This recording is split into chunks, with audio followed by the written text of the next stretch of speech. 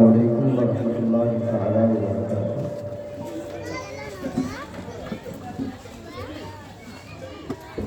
نحمده ونصلي على رسوله الكريم أما بعد أعوذ بالله من الشيطان الرجيم بسم الله الرحمن الرحيم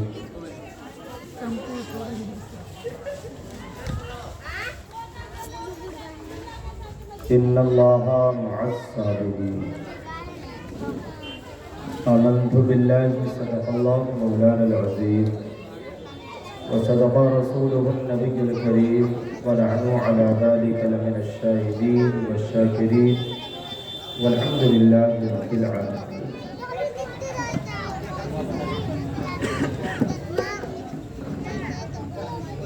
قابل مبارکباد ہیں آپ تمامی محلہ والے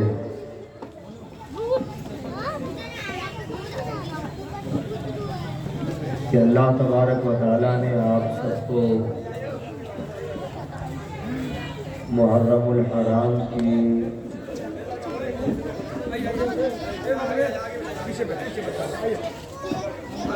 سعادتوں اور برکتوں کو حاصل کرنے کی غرض سے امام عالی مقام سیدنا امام حسین رضی اللہ تعالی عنہ کی مجلس سجا کر اس سے برکت حاصل کرنے کی اللہ نے آپ سب کو توفیق بخشی۔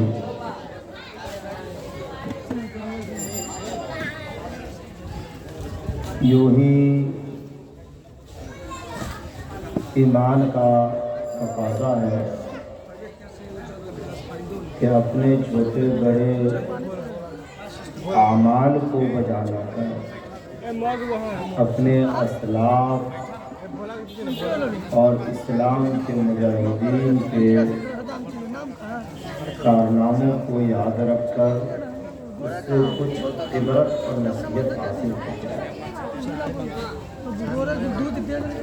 آج سے تقریباً 1450 برس ہو چکا ہم اور آپ ماضی بعید ہو یا قریب یا حال جس سے ہم اور آپ گزر رہے ہیں، کربلا کی داستانیں اور واقعات سن کر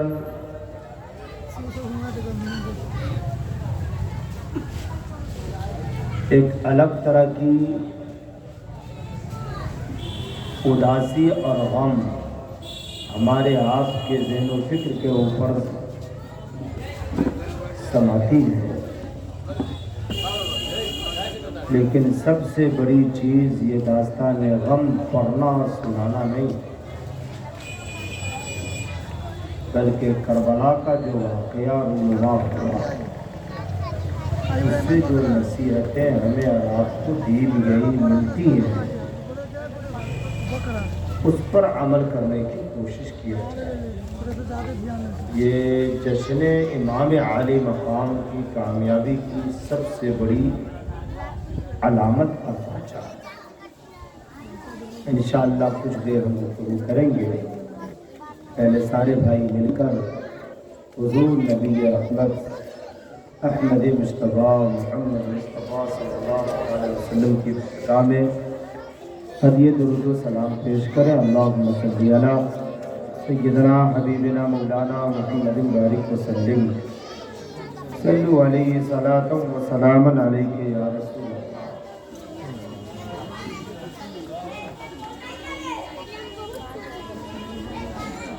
دو چیزیں میں آپ کے سامنے پیش کروں گا، ایک ہے صبر اور ایک ہے حقانیت۔ یہ دونوں چیز کو آپ سماعت کریں اور ذہن میں بیٹھانے کی کوشش کریں۔ یہ جو محرم الحرام ہے یہ بڑا برکت والا اور مبارک ہے۔ امام صاحب سے قریب بیٹھ کر اس مہینے کے حوالے سے گفتگو کریں تو بہت سی باتیں امام صاحب آپ کو بتا دیں. 4 ایسے مہینے ہیں جسے اللہ تبارک و تعالیٰ نے قرآن میں بیان کیا، اس کو حرمت والا مہینہ کہا. اس مہینے میں جنگ و جدال قتال جائز نہیں. ان 4 مہینوں میں سے ایک مہینے کا نام ہے محرم الحرام. حدیثوں کے اندر آتا ہے کہ رمضان کے بعد سب سے زیادہ جس روزے کا ثواب ہے وہ ہے عاشورے کا روزہ. وہ ہے عاشورے کا روزہ. حضور علیہ السلام کی آخری زندگی کا عمل یہ ہمیں آپ کو اپنے عمل میں جوڑ لینا. حضور نے دیکھا تو موسیٰ علیہ السلام کے ماننے والے بھی روزہ رکھتے ہیں. تو آپ نے اظہار خیال بیان کیا اور کہا کہ اگر میں سال آئندہ باحیات رہا، زندہ رہا، تو صرف 10 کا روزہ نہیں رکھوں گا بلکہ 9 کا بھی روزہ رکھوں گا. تو آپ سے گزارش ہے کہ 10 کا بھی 9 کا بھی روزہ رکھے اور 10 کا بھی روزہ. اور ساتھ ہی ساتھ اس مہینے کی عظمت اور رفعت یہ صرف اور صرف امام حسین ہی سے نہیں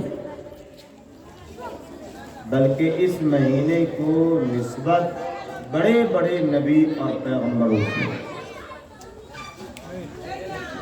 صدیوں سے یہ مہینہ ہماری شریعت میں، ہماری اسلام میں معتبر اور مشہور رہا. ہاں، اس مہینے کو امام عالی مقام اور ان کے رفقا کو بھی سے نسبت ہے. اسی وجہ کر ہماری شریعت میں جتنی شہرت اس مہینے نے حاصل کی اس سے بڑھ کر امام عالی مقام کا واقعہ داستان محرم جس کو پڑھتے ہیں ہمارا داستان کربلا، جب یہ داستان کربلا کو نسبت ہوا محرم الحرام سے، اس کی شہرت دن بدن اور بڑھتی چلی اور انشاءاللہ قیامت تک بڑھتی ہی رہے گی. قیامت تک بڑھتی ہی رہے گی.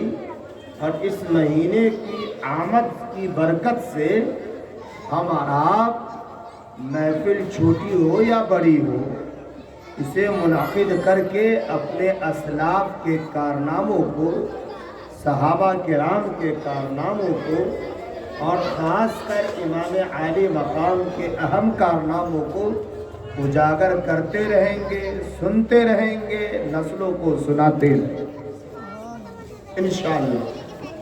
2 اہم پیغام میں آپ کو مختصر وقت میں دینے کی کوشش کر رہا ہوں. اگر ذہن و فکر بالکل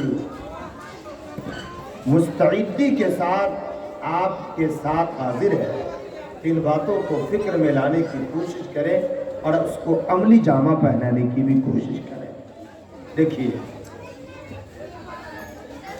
اللہ تبارک و تعالیٰ نے ارشاد فرمایا ان اللہ مع الصابرین، بے شک رب تبارک و تعالیٰ صابرین کے ساتھ، اللہ جو صبر کرتا ہے اس کے ساتھ. یہ کس کا قول ہے؟ اللہ. اللہ ارشاد فرماتا ہے لا تبدیل لکلمات اللہ، اللہ کی گفتگو بدلتی نہیں. لا مبدل لکلمات اللہ، اللہ کے کلمات کو کوئی بدل نہیں سکتا. اور اگر کوئی بدلے، اگر اللہ کے کلام کو اگر کوئی بدلے تو اس کی حفاظت خود رب تبارک و تعالیٰ اپنے ذمہ لے رہا ہے. اور اس حفاظت کو رب تبارک و تعالیٰ کس طریقے سے پورا کرتا ہے؟ اسے اگر کوئی بدلنے کی کوشش کرتا ہے تو رب کی ذات خود وہاں پر جا کر کھڑی نہیں ہوتی، بلکہ رب تبارک و تعالیٰ کی ذات کسی کو امام حسین بنا کر کے اس کو جواب دینے کے لیے کھڑا کر دیتا۔ اگر رب کی گفتگو کو، اس کے احکام کو، اس کے حکموں کو، اس کے کلمات کو اگر کوئی بدلنے کی کوشش کرتا ہے تو رب تبارک و تعالیٰ اپنے کلمات کی حفاظت امام حسین یا اس جیسی شخصیت کو پیدا کر کے حفاظت کروا لیتا ہے، اس جیسی شخصیت کو پیدا کر کے حفاظت کر لیتا ہے۔ جیسے دور جانے کی ضرورت نہیں، ہمارے ملک ہندوستان میں گوالیر کا جیل، گوالیر کا جیل جانتے کہ نہیں جانتے؟ یہ ہندوستان کی سرزمین ہے۔ اس گوالیر کے جیل میں بند ہوئے کون؟ سیدنا شیخ احمد سرہندی رحمت اللہ علیہ۔ حکومت وقت سے آپ نے پنگا لیا، اور یہ پنگا کس لیے لیا؟ کہ حکومت وقت نے اسلام پر حملہ کرنے کی کوشش کی تو سیدنا امام سرہندی رحمت اللہ علیہ نے حکومت وقت کے آنکھوں میں انگلیاں ڈال کر دین اسلام کی حفاظت کے لیے کھڑے ہوئے۔ تو جہاں جہاں پر ظلم کی آوازیں اٹھتی ہے اس کو دبانے کے لیے کوئی حسینی شکل لے کر کے کھڑا ہو۔ تو یہ کربلا کا سب سے بڑا پیغام ہے، لا تبدیل لکلمات اللہ، اللہ کی گفتگو بدلتی نہیں۔ اگر کوئی بدلنے کی کوشش کرتا ہے تو کوئی امام حسین بن کر کے اس کو مات اور زیر کرنے کی کوشش کرتا ہے۔ یہ امام حسین کا اہم پیغام ہے۔ اس پیغام کو ہم امت مسلمہ اپنی زندگی میں ضرور اتارنے کی کوشش کریں، تب جا کر کے ہمارے آپ کے عمل سے سیدنا امام عالی مقام رضی اللہ تعالیٰ عنہ اور ان کے دیگر رفقا کی روح ہمارے آپ کے عمل سے خوش ہوتی نظر آئے۔ درود پاک پر اللہم صلی علی سیدنا حبیبنا مولانا محمد بارک وسلم۔ دیکھیے، میں اہم موٹی موٹی باتیں صرف آپ کے ذہن میں رکھا ہوں، چونکہ وقت کافی ہے نہیں تو میں لمبی تفصیل میں جاؤں، صرف کام کی بات ہے۔ امام عالی مقام کربلا کی سرزمین پر آئے، 3 دن کے بھوکے پیاسے، نہر فرات پر 1 2 3 سپاہی نہیں چچا، 400 سپاہیوں کا پہرا لگا۔ کتنے سپاہیوں کا پہرا لگا تھا؟ 400 سپاہی۔ اور وہ 400 سپاہیوں کو حکم یہ تھا یزیدیوں کی طرف سے کہ امام حسین کو پانی پینے مت دے۔ لیکن آپ کو معلوم ہے کہ امام حسین کے خون کے اندر فاتح خیبر کا خون گردش کر رہا تھا، حیدر کرار کا خون گردش کر رہا تھا، علی شیر خدا کا خون گردش کر رہا تھا۔ نہر فرات پر آپ ان 400 سپاہیوں کو تحقیق کر کے کیفر و کردار تک پہنچا کر پہنچ گئے، پانی ہاتھوں میں لے لی، پینے کی کوشش کی، لیکن اپنی فیملی اور اپنے رفقا کی پیاس یاد آئی، پیاسے وہاں سے لوٹ گئے، پیاسے وہاں سے لوٹ گئے، پیا نہیں، اگر چاہتے تو من بھر کر پی لیتے لیکن پیا نہیں۔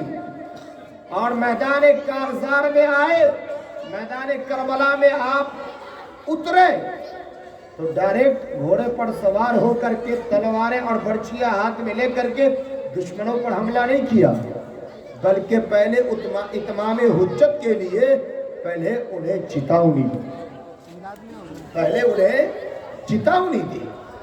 اور امام حسین جب جو چتاونی دی تو یہ نہیں کہ امام حسین انہیں کوئی سندیش دینے گئے تھے یا امام حسین انہیں لڑنے گئے تھے یا تقریر کرنے گئے تھے، بلکہ جنت سے قریب کرنے کے لیے کچھ سوغات دینے گئے تھے اور کہے تھے کہ اے یزیدی فوجوں سنو، میں کون ہوں تمہیں اچھی طرح معلوم ہے، میں وہ ہوں جسے حضور کہا کرتے تھے یہ حسین اور حسن جنتی جوانوں کے سردار ہیں، میں وہ ہوں جسے حضور پھولوں کی طرح اپنے لبے مبارک سے لے کر کے چوما بھی کرتے تھے، ناک مبارک سے سوکھا بھی کرتے تھے، میں وہ ہوں جس کی خون کے اندر علی شیر خدا کا خون دوڑ رہا ہے، اور میں وہ ہوں جو تمام خاتون کی سردار ہے، اس کا میں بیٹا ہوں۔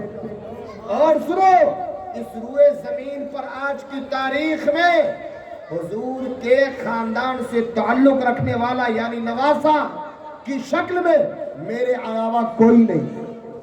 سارے فضل و کمال کو آپ نے یزیدی کمانڈروں لشکروں کے بیچ رکھا اور کہا کہ ان فضل و کمال کو تم لوگوں نے اپنے کانوں سے سنا، اپنی آنکھوں سے دیکھا ہے۔ ایسا کرو، مجھ سے لڑائی کرنے سے باز آ جاؤ۔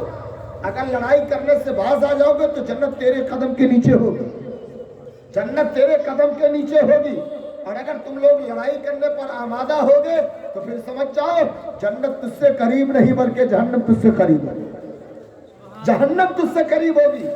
یہ ساری باتیں آپ رضی اللہ تعالیٰ عنہ یزیدی لشکروں کے بیچ میں رکھا کہ ایک لشکروں میں سے بدباطن شخص ببانگ دوہل کہا، اے حسین، میں تیری یہاں پر لیکچر سننے کے لیے نہیں آیا ہوں، میں تیری تقریر سننے کے لیے نہیں آیا، میں تیرا بھاشن سننے کے لیے نہیں آیا ہوں۔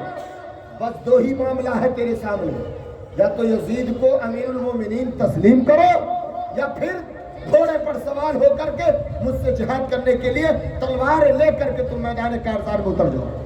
امام علی مقام نے کہا، سنو، مجھے معلوم تھا کہ تم یہی کرو گے، یہی بولو گے، یہی جواب دو گے، لیکن میں نے اتمام حجت کے لیے میں نے اپنی باتیں تیرے سامنے رکھی، اتمام حجت کے لیے میں نے اپنی باتیں تیرے سامنے رکھا ہے۔ اب بریک لے کے ایک بات بتاتا ہوں، ہم سے آپ کو مٹبھیڑ ہو جائے، کسی جماعت سے مٹبھیڑ ہو جائے، کسی جماعت سے بات بن نہ پائے بلکہ بگڑ جائے، تو امام حسین کی سیرت کہتی ہے ڈائریکٹ اس پر حملہ آور مت کرو، بلکہ اس کو سمجھانے کی کوشش کرو، سدھارنے کی کوشش کرو، اس کو ہر طرح سے ٹھنڈے مزاج میں لانے کی کوشش کرو۔ جب ہر حربہ پھیل ہو جائے تو اب تلواریں ہاتھ میں اٹھا کر کے مقابلے کے لیے تیار۔ یہی تمام حجت کربلا کی سرزمین پر امام عالی مقام نے 10ویں محرم کے دن میں پیش کیا۔ اب ہمارے لیے، ہر حسینی کے لیے، ہر خاندان کربلا، خاندان رسول سے محبت رکھنے والے کے لیے ضروری ہے کہ امام عالی مقام کی اسی سنت پر عمل کیا جائے، اور جب تک کہ اتمام حجت نہ کر لیا جائے، اگلا کے اوپر اٹیک نہ کیا جائے، اگلا کے اوپر حملہ نہ کیا جائے۔ یہ علماء کے لیے بھی ضروری ہے، مشائخ کے لیے بھی ضروری ہے، قائدین کے لیے بھی ضروری ہے، سردار رہبر رہنما کے لیے بھی ضروری ہے، ہر بڑے شخص کے لیے ضروری ہے۔ جب تک کہ اتمام حجت کر نہ لو، اپنے مد مقابل کے اوپر ہاتھ مت چھوڑو۔ یہ امام عالی مقام کی اہم سنت اور اہم فکر، اہم سوچ تھی۔ اگر ہم اور آپ اسی سوچ پر عمل کر لیں تو یقین جانے ہم لوگ حسینی بن کر زندہ رہیں گے، اور اسی حسینی عمل کو رب تبارک و تعالیٰ پسند بھی فرماتا اور اسے محبوب بھی رکھتا۔ یہ سب سے اہم چیز ہے۔ اور سنیے، امام حسین رضی اللہ تعالیٰ عنہ جب اتمام حجت کر لیا تو معلوم ہے آپ کو، جانے لگے تو سب سے پہلے جو میدان جنگ کے اندر لباسیں پہنے جاتے ہیں اس کا لباس الگ ہوتا ہے۔ ابھی دیکھیے ہمارے ہندوستانی بارڈر پر ہمارے جو فوجی بھائی وہ لڑ رہے ہیں، وہ جنگی اسلحے سے لیس ہوتے ہیں، ٹوپی بھی بڑی لوہے والی، گولی لگے گی باہر آئے گی، سب میں نہیں لگے، لباس بھی اسی قسم کا۔ تو جنگی اسلحے سے لیس ہو کر کے جنگی لباس پہنا، اپنے بابا جان کی تلواریں ہاتھ میں لی، نانا جان کا امامہ سر پر باندھا، پھر میدان کارزار میں گئے اور یہ تقریریں کی۔ جب بدباطن شخص نے کہا کہ تم یزید کو امیر المومنین تسلیم کرو یا مقابلے کے لیے تیار ہو جاؤ، تو امام علی مقام نے کہا ٹھیک ہے بھیجو، میں مقابلے کے لیے تیار ہوں، مقابلے کے لیے تیار ہوں۔ سب سے پہلا شخص جو میدان کربلا میں کودا وہ ملک شام کا سب سے بڑا پہلوان، سب سے بڑا پہلوان، جس کا نام تھا تمیم۔ جب وہ آیا ہاتھی کی طرح ڈولتا ہوا، ہلتا ہوا، اور چنگھاڑا کہ حسین بن علی تم مجھے جانتے ہو، میری پہلوانی میری طاقت میں ملک شام کو ناز ہے، تم اس سے ٹکر نہیں لے سکتے، تم میرے مقابلے میں پل بھر کے لیے بھی کھڑے نہیں ہو سکتے، تم یزید کی بیعت کو قبول کر لو۔ لیکن امام حسین نے جب اس کے للکار کو سنا تو جواب دیا، میں بھی کوئی ایرو غیرو نتھو نہیں ہوں، میں بھی اس کا بیٹا ہوں جس نے اپنے ہاتھ سے خیبر کے دروازے کو کھاڑ کر پھینک دیا، خیبر کے دروازے کو کھاڑ کر پھینک دیا تھا، جن کے نام سے پہلے شیر خدا لکھا جاتا ہے اور حیدر کرار کہا جاتا ہے۔ میرے خون کے اندر علی شیر خدا کا خون دوڑ رہا ہے، اور فاطمہ الزہرا جیسی خاتون کا دودھ سے میری پرورش ہوئی ہے، میں بھی کوئی معمولی آدمی نہیں ہوں۔ جب انہوں نے للکارا، ادھر سے للکارے ہوئی، میدان کارزار میں آیا، 1 سے 2 ہی وار میں امام عالی مقام نے حکمت اور دور اندیشی کے تحت اسے 2 گاجر مولی کی طرح 2 ٹکڑے میں بانٹ دیا، 2 ٹکڑے میں بانٹ دیا۔ پھر دوسرا یزیدی فوجوں میں سناٹا چھایا کہ اتنا بڑا پہلوان کو امام حسین نے پل بھر میں 2 ٹکڑے کر ڈالا، 3 دن سے بھوکے پیاسے ہیں، اگر نہر فرات کا پانی میں پینے دیتا تب تو اور برا حشر ہوتا، تب تو اور برا حشر ہوتا، نہ پینے دیا، 3 دن کا پیاسا، تو یہ عالم کہ بڑا پہلوان کو 2 سے 3 بار میں 2 ٹکڑے کر دیا۔ اب جب سناٹا چھایا رہا، کچھ دیر کے بعد پھر ایک پہلوان نکلا۔ وہ پہلوان کہاں تک تھا؟ وہ ایران کا بھی تھا، عراق کا بھی تھا، ایران کا بھی تھا، عراق کا بھی تھا، اس کو بھی گاجر مولی کی طرح 2 ٹکڑے میں بانٹ دیا۔ پھر تیسرا پہلوان آیا جس کا نام تھا ہراس، وہ کہاں کا تھا؟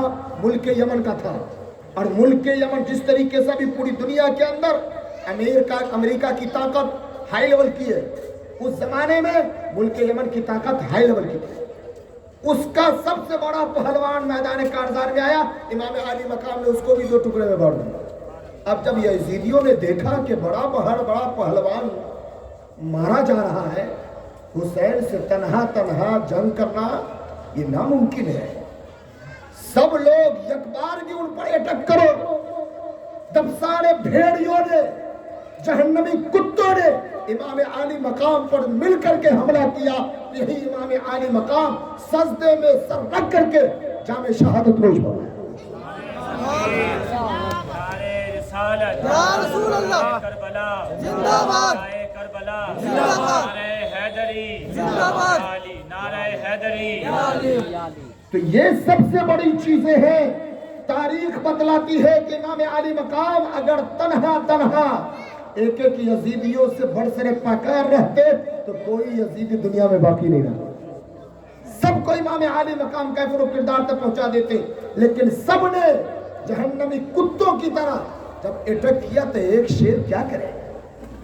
ایک شیر پر اگر ہزاروں کتے لگ جائے تو ظاہر سی بات ہے شیر کی تو پھر جان چلی جائے گی۔ اس طریقے سے امام عالی مقام نے جام شہادت نوش فرمایا۔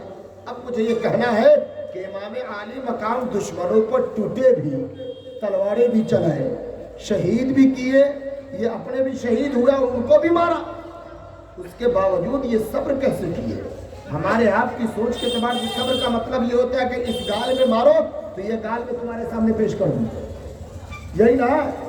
تم مارتے رہو، میں چوٹ کھاتا رہوں، صبر کرتا رہوں۔ سنیے، ایک صبر تو وہ ہے جس کو ہم سمجھتے ہیں، اور ایک صبر وہ ہے جب ہر اعتبار سے اتمام حجت ختم ہو جائے، اتمام حجت ختم ہو جائے تو اللہ ارشاد فرماتا ہے وَاصْبِرْ وَمَا صَبْرُكَ، وَاصْبِرْ وَمَا صَبْرُكَ۔ اس کا مطلب یہ ہے کہ تم صبر کے اوپر، اسلام کے اوپر مضبوطی کے ساتھ عمل پیرا ہو جاؤ، اس پر تم استقلال کے ساتھ کھڑے ہو کر دشمنان و اسلام کے آنکھوں میں انگلیاں ڈال کر تم ان کے مد مقابل کھڑے ہو کر کے تم اس کے لیے تربیت لڑنے کے لیے تیار ہو جاؤ۔ ایک صبر کا مفہوم وہ ہے جو صبر کرے، اور ایک صبر کا مفہوم وہ ہے جب اتمام حجت مکمل ہو جائے تو پوری استقلال کے ساتھ دشمنان اسلام سے مقابلے کے لیے تیار ہو۔ یہ بھی سب سے بڑی صبر سے اندر شمار ہوتا ہے۔ اس حوالے سے رب تبارک و تعالیٰ ارشاد فرماتا ہے ان اللہ مع الصابرین، بے شک رب تبارک و تعالیٰ صبر کرنے والوں کے ساتھ ہے۔ اور ساتھ کیسے دیکھ لیجئے، یزیدی ختم ہو گیا، آج بھی قیامت تک ساری دنیا یزیدیوں کے اوپر تھوک رہی ہے۔ اور یہ بھی آپ کو یاد ہونی چاہیے، جو انسان دائرہ اسلام میں رہ کر کے، حق پر رہ کر کے کوئی کام کرتا ہے یا کوئی بولی بولتا ہے تو اللہ تعالیٰ اس کو حیات بخشتا ہے، اور ظلم کے اندر حیات نہیں ہے بلکہ ظلم کے لیے موت ہے۔ یزیدی ہر زمانے میں موت ہی موت کی زندگی گزار رہا ہے، لیکن حسینی الحمدللہ کل بھی زندہ تھے، آج بھی زندہ ہے، قیامت تک زندہ رہیں گے۔ یہ حسینی کردار ہمیں اور آپ کو جھنجھوڑ کر یہ عمل دے رہا ہے، یہ پیغام مسرت دے رہا ہے کہ ہمیں اور آپ کو ان اللہ مع الصابرین کے دامن کو مضبوطی کے ساتھ پکڑ کر کے اس دنیاوی زندگی میں عمل کر کے زندگی گزارنے کی کوشش کرنی چاہیے۔ اور ساتھ ہی ساتھ آپ کو بتاؤں، دو طرح کے لوگ ہیں، دو طرح کے لوگ ہیں۔ ایک وہ ہے جو علی شیر خدا اور امام عالی مقام سے اس قدر محبتیں کی کہ وہ جہنم میں چلے گئے، اور ایک وہ ہے جو حسین اور حسین کے سارے رفقا سے اس قدر عداوت کی کہ وہ بھی جہنم میں چلے گئے۔ تو سنیے، زیادہ محبت اگر وہ باؤنڈری سے باہر ہو جائے، اتنی بھی محبت نہ ہم آپ امام عالی مقام ہی سے کرنے لگے کہ وہ محبت میں اندھے ہو کر کے صحابہ کو برا بھلا کرنے لگے، یزید کو برا بھلا کہتے کہیں امیر معاویہ کی شخصیت تک نہ پہنچ جائے۔ اگر ان کی شخصیت تک پہنچے تو سمجھیے اب جنت نہیں بلکہ جہنم ہے، جنت نہیں بلکہ جہنم ہے۔ اب ہمیں کس راہ کو اختیار کرنا ہے؟ تو سنیے، ملا جیون رحمت اللہ علیہ، بازو میں نام سنا ہے ملا جیون رحمت اللہ، جس کی وجہ نام پڑی اب پکی حویلی آباد ہے، ملا جیون رحمت اللہ علیہ۔ یہ ملا جیون رحمت اللہ علیہ کون تھے؟ عالمگیر بادشاہ کے استاد تھے، عالمگیر بادشاہ کے استاد تھے اور بڑے اللہ والے بادشاہ تھے۔ ان کی کتاب لکھی ہوئی ہے ملا جیون رحمت اللہ علیہ کی کتاب، جن کا نام ہے نور الانوار۔ دیوبندی ہو، وہابی ہو، بریلی ہو، جو بھی مسلمان ہے، مسجد کا مدرسہ چلتا ہے، مولوی بنے گا تو یہ کتاب کو پڑھے بغیر مولوی نہیں بنے گا۔ یہ اصول فقہ کی بہت ہی معتبر کتاب ہے۔ اب سنیے، ملا جیون رحمت اللہ علیہ نے اپنی کتاب میں لکھا ہے کہ اہل سنت والجماعت وہی ہے جو افراط اور تفریط سے پاک ہو کر کے اس مذہب اسلام میں زندگی کرے، نہ زیادتی ہو نہ کمی ہو۔ اگر کمی ہوگی اہل بیت سے محبت میں تو پھر جنت نہیں، اگر زیادتی ہوگی، ایسی زیادتی کہ امیر معاویہ کو بھی برا بھلا کہہ بیٹھو تو یقین جانیو یہ امیر معاویہ کو برا بھلا کہنا نہیں بلکہ امام حسن کو برا بھلا کہنا۔ کیسے امام حسن کو برا بھلا کہنا ہے؟ امام حسن مدت خلافت کتنے دن سنبھالا؟ 6 مہینہ۔ کتنے دن؟ 6 مہینہ۔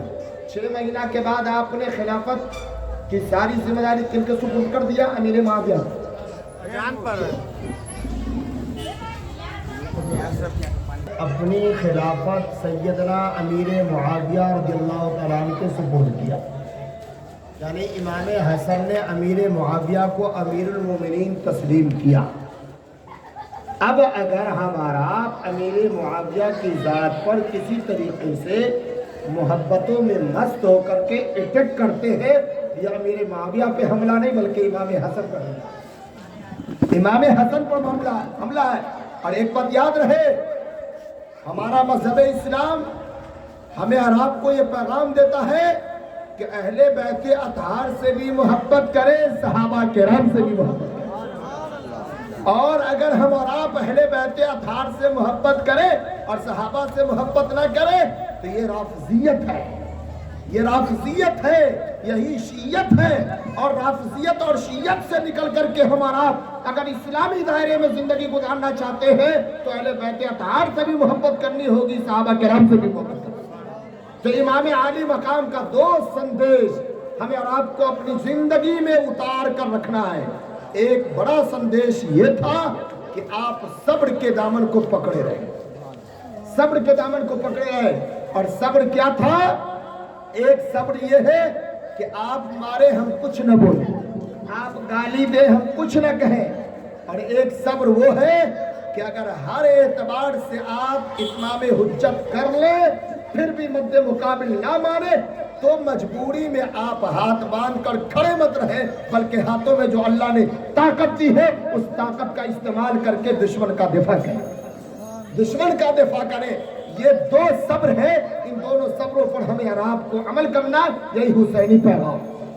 اور سجدے کی تڑپ بتلا رہی ہے، تڑپ۔ جمعہ کا دن تھا، چاہتے تو جیسے چاہتے ویسے آپ شہید ہو جاتے، لیکن جب عین نماز کا وقت آیا سوچا کہ اب زندگی کا آخری پل گزر رہا ہے، کیوں نہ اس آخری لمحے میں کم سے کم رب کی بارگاہ میں سجدہ ریز ہو جاؤں، سجدہ ریز ہو جاؤں۔ یہ سجدہ کر کر امام عالی مقام نے ہر حسینی کے ذہن میں یہ پیغام چھوڑ دیا کہ ہر کام اپنی جگہ اللہ کو اچھا لگتا ہے، لیکن جب نماز کا وقت آ جائے تو وہی کام اللہ کو اچھا لگتا ہے، وہی کام اللہ کو اچھا لگتا ہے۔ سب کام کرو لیکن ساتھ ساتھ اللہ کو راضی کرنے کے لیے اپنی پیشانی کو بھی رب کے ساتھ رکھیں۔ اور تیسری بات سنیے، تیسری بات ہے وہ یہ ہے کہ امام عالی مقام صرف اور صرف جو شہید ہوئے، پورے کنبہ کو لٹوا دیا، پورے رفقا شہید ہو گئے، یہ حقیقت میں کرسی یا سیاسی جھگڑا نہیں تھا، بلکہ دین مصطفیٰ کے تحفظ کے خاطر، دین مصطفیٰ کے بقا کی خاطر آپ خود بھی شہید ہوئے اور اپنے بچے اور بچے پورے کنبے والے کو شہید کر۔ یہ اللہ رب العزت کا بڑا احسان ہے کہ امام حسین جیسی عالی شخصیت دنیا میں آ کر کے اسلام کو بچایا، اور رہتی دنیا تک پورے مسلمانوں کے اوپر ان کا ایک عظیم احسان ہے۔ اللہ تبارک و تعالی ہمیں اور آپ کو اس دنیا میں حسینی بن کر کے زندہ رہنے کی توفیق بخشے، اور جب تک اس دنیا میں رہے حسینی پیغام پر خود بھی عمل کرے اور اپنی نسلوں کو بھی کہیں عمل کرنے کی، اپنے نسلوں کو بھی کہیں عمل کرنے کی۔ ایک آخری بات بتاؤں،